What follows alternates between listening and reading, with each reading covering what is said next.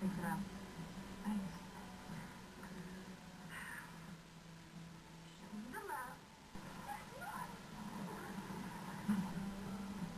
This one's from Emmett.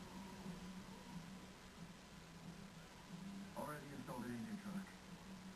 Probably a decent sound system for that piece Hey, of crap. don't hate the truck. It's Bella's 18th birthday and everything, she goes around to the Collins house.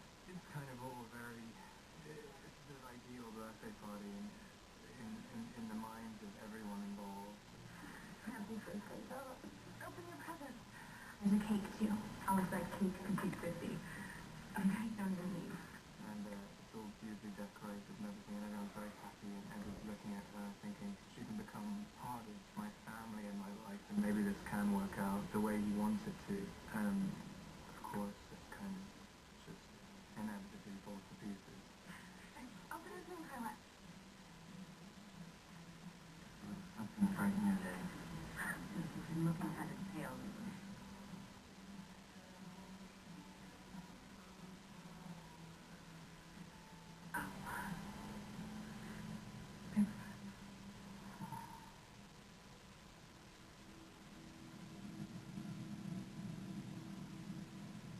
She cuts her finger and nobody can handle being around her. And she has a near-death experience that sends Edward into, like, manic depression and self-hatred.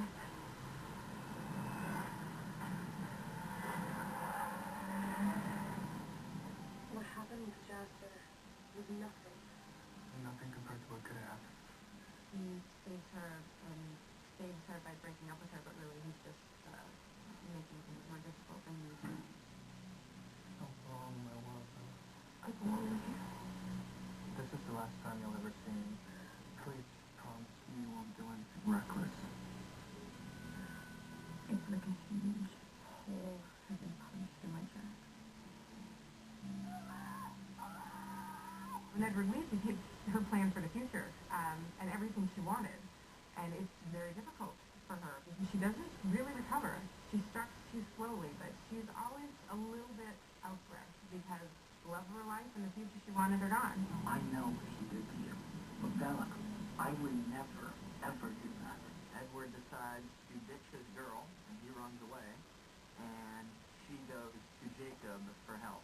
Jacob and Bella start developing their relationship, and they become very, very close as friends. But as time goes on, the heat starts building, and you almost think they could become more than friends. You're so beautiful. She is in such a deep depression when Edward leaves, and Jacob is her son. He is what brings her out of this depression and keeps her alive. Edward and Jacob offer entirely different, like, there's, every human being in the world has a voice, because you can't live life by yourself, you can't be alone. And for whatever reason, Bella is, like, instinctually in need. I mean, can't live without Edward, but if I had something like that, then that would definitely be what I went for, because it wouldn't be a choice. But the odd thing about the story is that it's a smarter thing. It's a more, I mean, objectively from the outside, she should be with Jacob. She's best friends with him. He's warm. It's easy. There's no problems there. But you can't always take the easy way.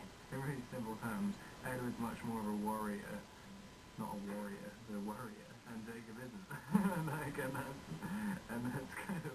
That's the biggest difference between them. It just depends on your type.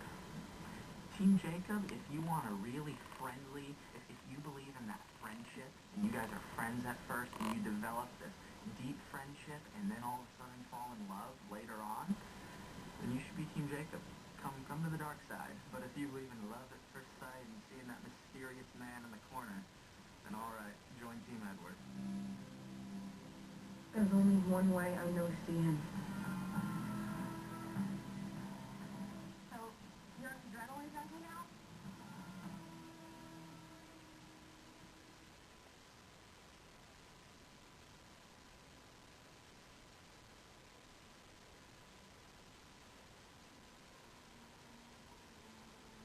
What the hell were you thinking? Moon is much more, we basically take we take everything that makes Twilight Twilight, and we like turn it over and say that that's dead wrong. And so it's like we take Edward out of the picture. We basically tell your main character that she's like the life that she tried to do, that was just like chaos, and we introduce werewolves, and like, and it still stands alone. And I think it's just a much different movie. You watch the characters mature and actually have to like deal with the consequences of their choices. Edward, she's dead. What? He's going to the Tori. He needs to die too. He left you, Bella. He didn't want you anymore. But he has to go. He's gonna make a scene. The Volturi will kill him if he reveals himself in the sunlight. I can't really tell a huge difference between myself and Bella anymore, as odd as that sounds.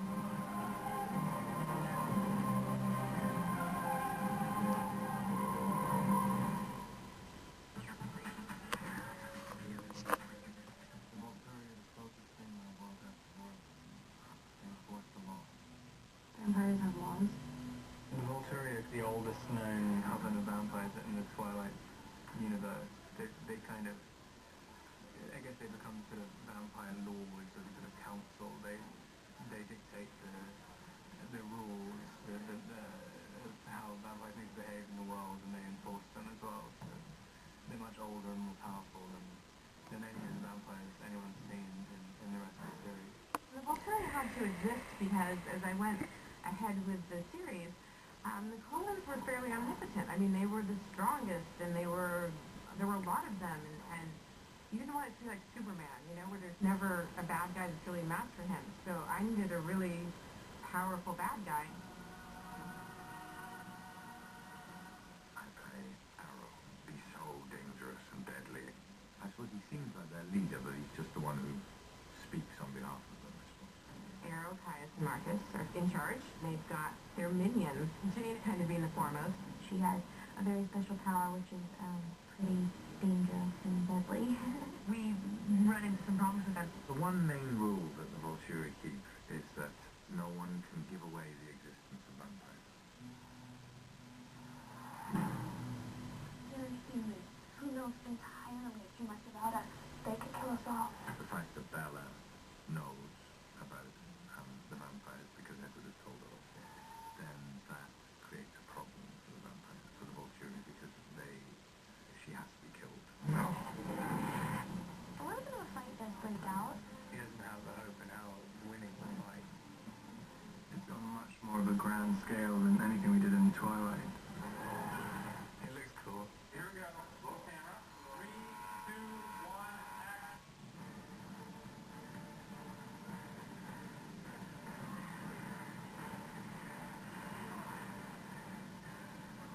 A lot of New Moon is about him having to learn a lesson, I guess, pretty much the hard way, that he can't live without Bella.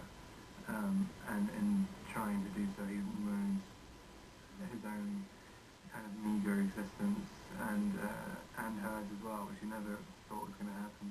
It's on much more of a grand scale than anything we did in Twilight. It's very, very operatic. It's my birthday. Can I ask for something? Kiss me. I love you. You're my only reason to stay. Why? If that's what I am. I can't really tell a huge difference between myself and Bella anymore, as odd as that sounds. I'm used to playing like really distinct characters that are so far away from my normal reality. And in this case, like, the only thing that I was really worried about was just making sure that it was absolutely honest and open and vulnerable and very present. There's only one way I know to see him. So, your adrenaline jumping out?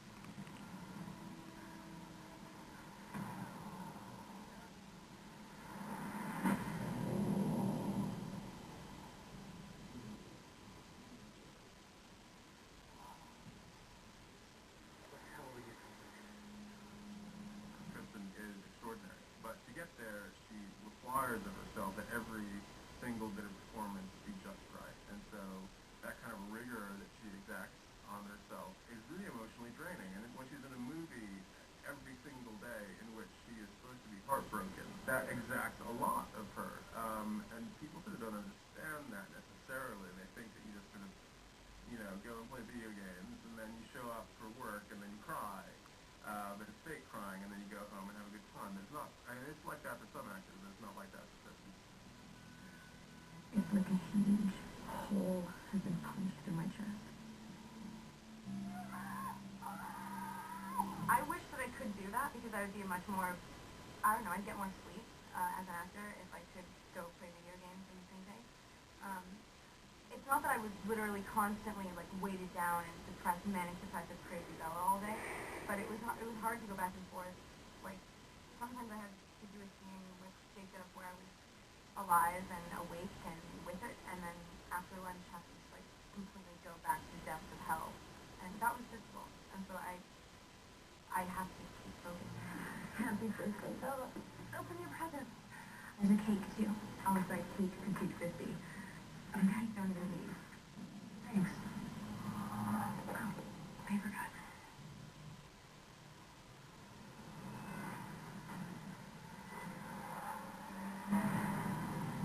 What happened with Jasper was nothing. Nothing compared to what could have happened. The most difficult thing for me definitely was the breakup scene. Because when you're told that all of the emotions that you're expected to feel are on a different level of reality, instantly it's like, well, I don't know what it feels like to get broken up with by a vampire, but I do know what it feels like to get broken up with. So it's like, I always felt like I wasn't doing enough. And when you read that breakup scene, it's literally death.